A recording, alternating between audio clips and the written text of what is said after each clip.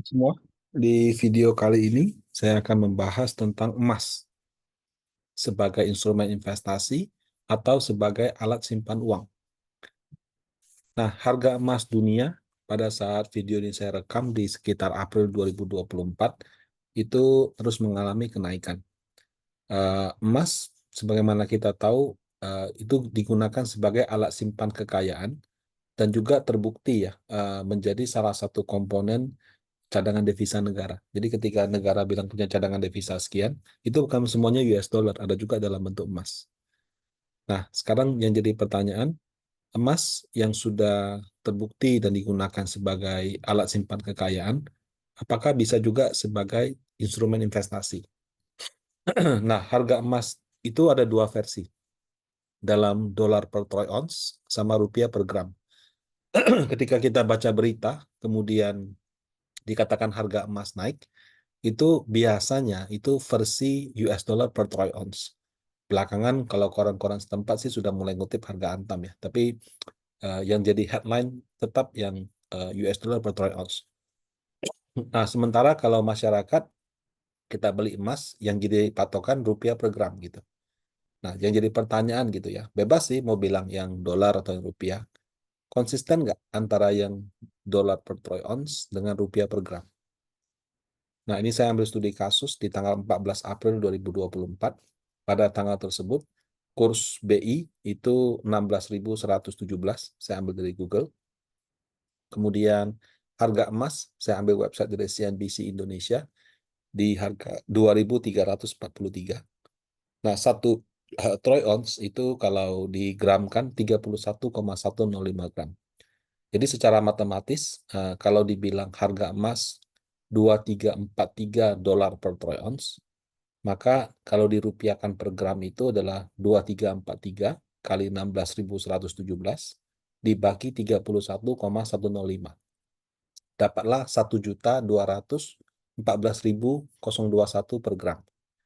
Pertanyaannya gitu kan, kalau itu dirupiahkan 1,2 juta, yang dijual Antam berapa gitu ya. Nah, kalau saya masuk ke website logammulia.com, saya pilih harga emas yang 10 gram, dapatnya 12.595.000. Nah, kalau per gram lebih mahal 45.000. Kalau per 10 gram ya lebih mahal 450.000. Jadi tidak sama ya, tidak sama persis, tapi ada perbedaan 45.000 rupiah.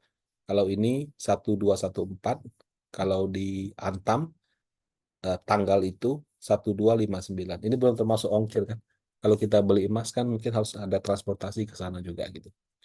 Nah, kalau kita lihat di websitenya Antam ini, selain apa namanya, selain harga, dia juga ada komponen PPN 11% gitu. Nah, cuman PPN ini memang apa namanya, tidak itu ya, tidak konsisten ya, karena saya lihat nggak pernah dikenakan, cuma nggak resmi gitu. Nah, baru di Undang-Undang Harmonisasi Peraturan Perpajakan itu difinalkan bahwa pembelian emas batangan itu dihapus sebagai pembelian yang kena pajak pertambahan nilai gitu. Jadi ini resmi dikeluarkan. Nah, kalau ini kan juga dikasih bintang berdasarkan PP 49 tahun 2022 yang merupakan turunan dari Undang-Undang Harmonisasi Peraturan Perpajakan. Nah, jadi 12.595 ya, lebih mahal 45.000. Kemudian itu kan yang 10 gram. Kamu kalau pilih yang setengah gram 1 gram, mahal, nggak mungkin cuma 12.599, bisa 1,3 lebih gitu. Tapi kalau kamu pilih yang 250 gram, 500 gram, bisa lebih rendah. Jadi walaupun harga minyak dolar per troy, harga emas minyak dolar per troy ounce-nya satu, harga di Indonesia bisa berbeda sesuai kepingan-kepingannya. Nah, tapi kan gini, kalau kita mau jadikan instrumen investasi, yang kita lihat bukan harga beli, tapi harga jual.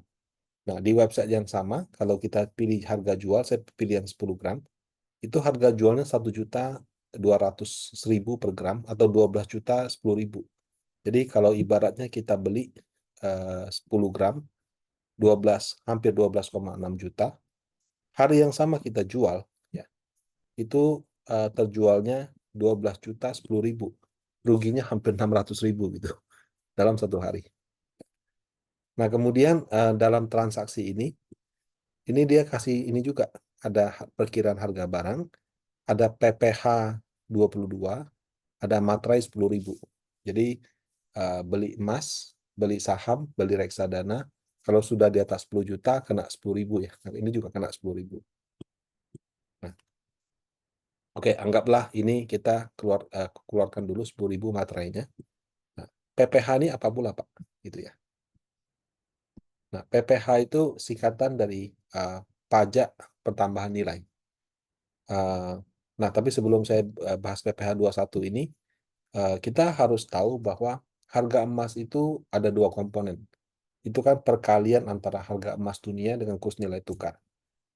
Dalam banyak kasus, harga emas itu tidak naik. Yang naik kursnya. 2-3 tahun yang lalu, 4 tahun yang lalu, kursnya stabil di bawah 15.000, 14.6, 14.7. Sekarang ada huru hara, suku bunga, dan lain-lain, kursnya 16 ribuan. Jadi kalau anggap harga minyak, harga minyak lagi, harga emas $1.000 aja misalnya. Pada saat kursnya dari 14.500 ke 15.500, harga emasnya akan naik. Sebaliknya kalau kursnya stabil, misalnya 15.500 turun ke 14.500, harga emasnya nggak berubah, dalam rupiahnya akan turun. Jadi eh, kalau mau melihat nilai tukar rupiah, maksudnya harga emas itu juga sangat tergantung kepada volatilitas daripada nilai tukar rupiah. Betul, sekarang harga emas Antam sedang naik. Itu memang dua komponen sih. Harga emas dunianya naik, dolarnya juga sedang menguat atau ibaratnya rupiah melemah. Nah, kemudian tadi ada PPh 22 ya, dikenakan 1,5%.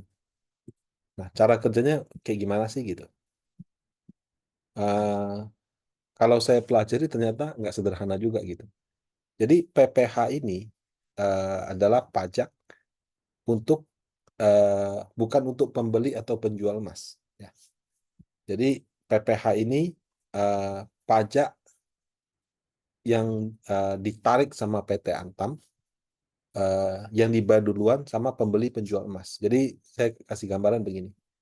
Eh, Kalau misalkan kita beli emas 100 juta,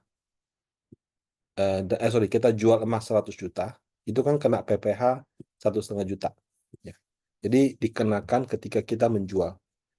Nah, jadi 1,5 juta ini eh, itu bukan berarti sudah selesai, bukan. Itu cuman si Antam bayarin kita punya PPh dulu 1,5 juta. Caranya gimana Pak? Makanya kan dia selalu minta KTP atau NPWP kan.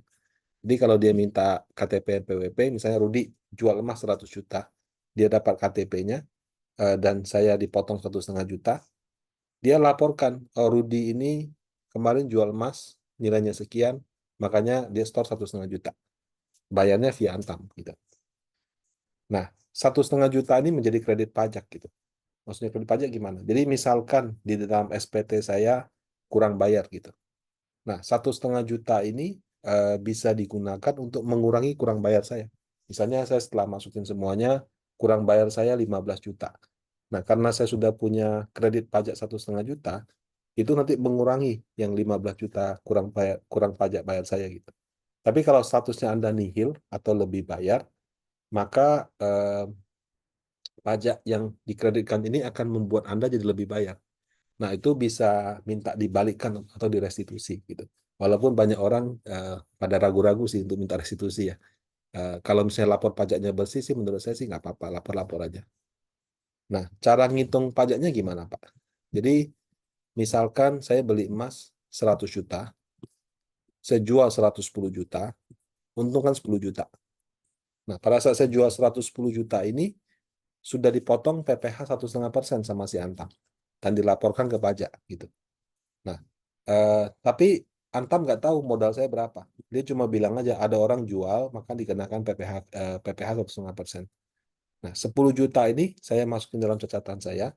Kemudian nanti pada saat lapor SPT, kan ada gaji, komisi, bonus, THR, dan lain-lain. Saya tambahkan 10 juta ini di bagian keuntungan dari pengalihan harta. Nah, gaji plus komisi plus bonus plus 10 juta ini nanti akan dihitung tarif efektifnya berapa. Oh, ternyata tarif efektifnya 10%. Eh, itu berarti dihitung pajaknya berapa. Nah, nilainya berapa, Pak? Itu berkisar dari 0% kalau di bawah 60 juta sampai dengan 35% kalau misalnya total dari semua ini di atas 5 miliar.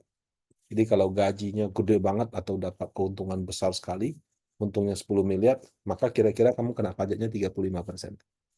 Nah, jadi keuntungan daripada penjualan emas ini ditambah dengan gaji komisi bonus dan lain-lain, baru dikalikan sama tarif pajaknya. Nah, atas PPh ya, 1,5% dari 110 juta yang sudah dibayar oleh Antam itu, atas nama kita, itu nanti jadi kredit pajak. Sehingga kalau nanti saya kurang bayar, 1,5 juta, 1,5% dari 110 juta itu mengurangi kurang bayar yang saya dipajak. Nah, kenapa begitu? Karena keuntungan dari pengalihan harta, ya termasuk yang emas ini, sifatnya progresif. Penjualan itu kalau final itu penjualan properti, jual reksadana, jual saham, ya, jual obligasi, bunga deposito. Kalau reksadana lebih enak, itu nggak kena pajak. Yang sebelumnya itu pajaknya final. Tapi kalau selain aset-aset keuangan, Bapak Ibu, jual emas, ya, jual tas branded, dan untung, ya, maka keuntungannya itu menjadi objek pajak. Ya, sehingga kalau ada potongan seperti itu, bisa dimasukkan sebagai kredit pajak. Nah, dengan pertimbangan bahwa harga emas itu tidak hanya tergantung harga emas dunia, tapi juga kurs, gitu ya. Berarti ketika kita membeli emas, kita tuh berharap rupiah melemah. Padahal kalau rupiah melemah kan berarti something bad happens. Entah Indonesianya yang tambah jelek, atau luar negerinya tambah huru-hara gitu. Sehingga rupiahnya melemah. Berarti kan kita mendoakan sesuatu yang kurang baik. Tapi ya tidak apa-apa. Kalau misalnya Anda merasa itu sebagai diversifikasi, silakan saja. Kemudian beli emas itu selisih antara harga kita beli dari Antam, kemudian kita jual kembali, sangat jauh. Ya, memang tidak ada fee, tapi persentasenya sudah jauh. Kita kalau kurs saja tidak sejauh itu selisihnya. Nah, kalau ini jauh sekali. Kemudian udah dipotong pajak juga. Udah dipotong pajak nggak final lagi. Jadi apa? Ketika kita beli emas, kita jual, dipotong sama pajaknya. Berarti pajak sudah tahu kita jual emas. Tinggal kita declare untung apa tidak aja nanti di SPT-nya. Kalau kita nggak declare sama sekali, ya bisa-bisa Anda diperiksa juga. Loh kok kamu jual emas di situ, kamu nggak declare, kamu jual untung atau jual rugi? Oh jual rugi Pak. Apa buktinya kamu jual rugi? Nah, itu menurut saya sih, uh, kalau nilainya besar sekali, secara administrasi mungkin akan cukup rumit dalam laporan pajaknya. Ya. Nah, jadi dengan pertimbangan-pertimbangan di atas, saya sih pribadi berpendapat ya emas ini cukup untuk alat simpan saja, bukan untuk instrumen investasi. Karena kalau pajaknya progresif, kamu akan bingung untuk ngitung nanti mesti bayar pajak berapa. Kalau Anda taat pajaknya. Nah, demikian tentang sharing saya kali ini. Semoga bermanfaat. Terima kasih.